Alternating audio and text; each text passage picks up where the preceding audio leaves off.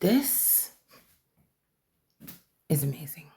Is shows that are even mostly reality with a little hint of TV, just a little bit of producing to make sure it's polished enough for the people so that they can consume it and not be thinking about how they're on like a 5th episode of it, you know? And that's where Trump comes from. He comes from reality TV. It's the only thing that he's ever been really, really good at making. And that's what he's doing right now, reality TV instead of governing. Because if he were governing and he really wanted to be smart about it, this dude would do what he does best. He'd just lie. Think about this. This man lies about everything. And this immigration thing is the only thing he's like actually trying to do. It's very weird. Like, I just, it's a long walk, but stick with me for a second. As presidents go, most deportations have been going down. They were, I think, at least in recent memory, they were the last highest under Obama, but Obama did them all through the courts and everything. It wasn't just like a rounding up type of thing. And so then about Biden 4.5 million less. Trump even had less in his first term than Obama. And then now Trump, right now, even with the show, has less than he had the first time. And it's weird to me because in the campaign, we were promised that there were millions. There were millions of illegal immigrant criminals. They were behind you. Have you checked your pants? They're in there too. They're under your bed. They're everywhere. You can't throw a constitution without hitting an illegal criminal alien. We were told that there were millions of them in the country. Yet somehow, when ICE really starts ramping up, because we're really doing this thing, it takes like a week before they were like, have you tried a school? Like, I don't know. Yeah, I can't find any. That's crazy. We got a couple that first week, but yeah, I guess there were only like 3,500 or whatever. I guess we're just gonna have to start going everywhere, and that's what they did. That's why it is the way it is, because ICE is over here trying to do these deportations, trying to grab people and everything, but I thought there were millions of illegal criminal aliens. Why are you finding them all at work? Like,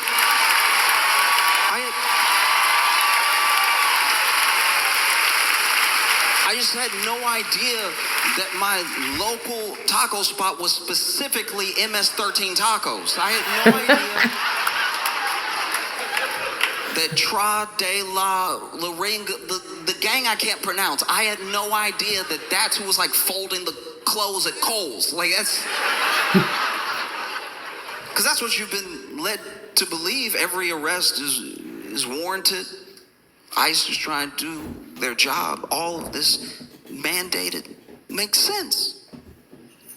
That's what you've been told. And the thing is, you need to make a show out of it, because even with all the chaos, even with all the footage, it's still less. That's crazy.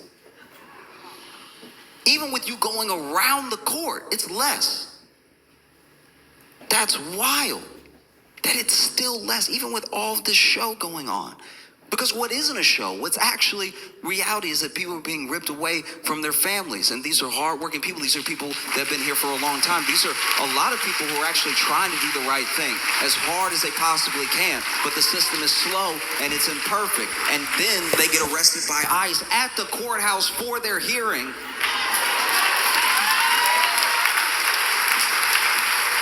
And all of this when Trump could have just lied. He could have just been like, yeah, I did it. Who would say he didn't?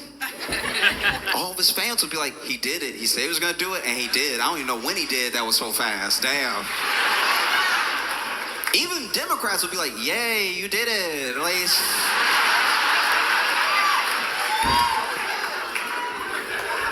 The one time he doesn't lie. And so you have this ICE operation happening on these square blocks, these protesters clashing with ICE. ICE doesn't feel safe. They don't feel like they can make movements and everything. And so then, the LAPD comes, and maybe the LAPD was there the entire time, I don't know, but the LAPD is there, and Trump sends in the National Guard. Now, he can't send in the National Guard just to arrest people and crack skulls and everything like that. So what he does, he tries to get around it by deploying the National Guard just to protect these two buildings. But then they're there in case ICE feels like they need their help detaining someone or that they aren't able to carry out their operations, right?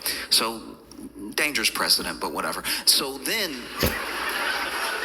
Trump wants to send in the National Guard, which everybody, not every single person, but most people were upset about, because the LAPD, in case you're not aware from TV, from movies, or just from history, historically loves to whoop ass. That is their favorite thing. The LAPD can't stop whooping ass. They love, it's their number one. And so when the LAPD found out the National Guard was coming, I know they were probably like, but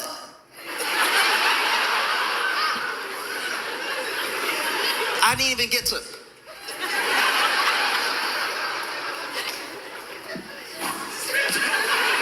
No, go ahead, send him. Yeah. No, you know what's best, send him in. No, you want to do it.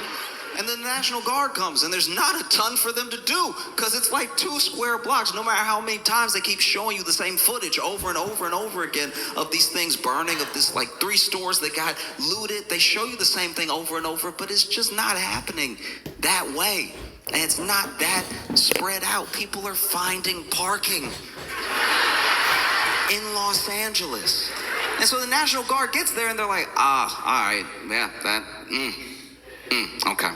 All right, so there's nothing to do, and you deployed us without making sure we had a place to sleep. So then they're all on the floor. They're sleeping on the concrete with nothing to do, and everybody's mad now because National Guard didn't get paid what the LAPD is getting paid, so now the LAPD can't whoop ass. National Guard here for no reason. And then Trump is like, send the Marines then. I know if you're in the LAPD, you're like, the Marines? National Guard had to be like, the Marines? Even the Marines had to be like, the Marines?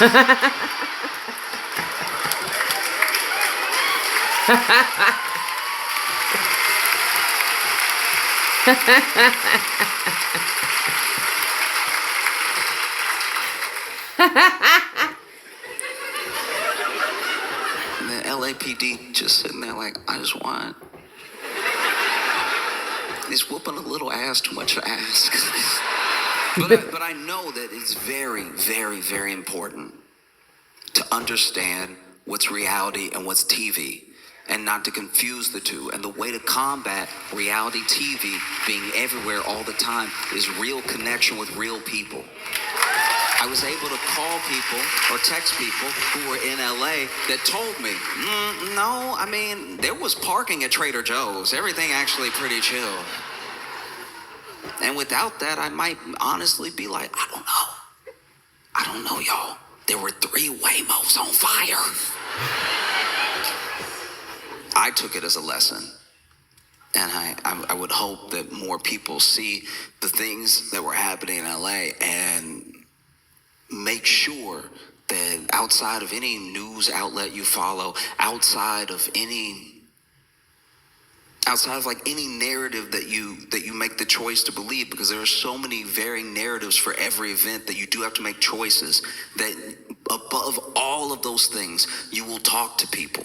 Because talking to people is the real perspective that you need. When you talk to someone who's really going through the thing, no matter what it is, no matter what it is, even bigger than LA, even bigger than the protest, when you talk to someone, you finally get from their perspective right to the root of an issue, as opposed to whoever's talking over them.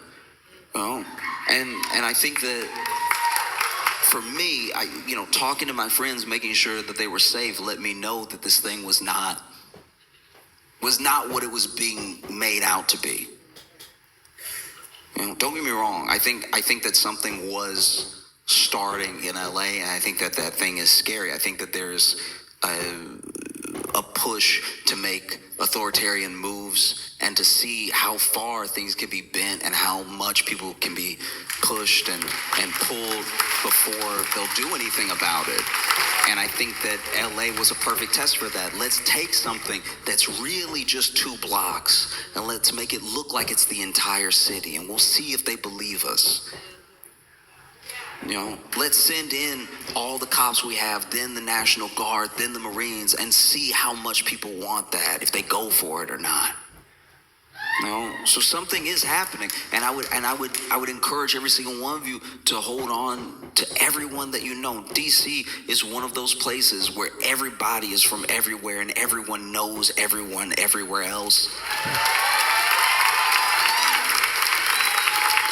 And if you keep that type of global community together, you'll have no problem, in my opinion at least, distinguishing what's happening from what's not. Amen. Because you'll have people that you can talk to, people that are really going through the thing in real time. I'm not saying don't watch the news at all. Sometimes they have newscasters on there who they put in the hurricane. It's very entertaining. Yo, DC, y'all been fantastic. Thank you so much. I appreciate y'all. That man is probably going to go down as the voice of my millennial generation. He has such a finger on the pulse of the culture and a grasp on the facts and an ability to express what we're all feeling and seeing.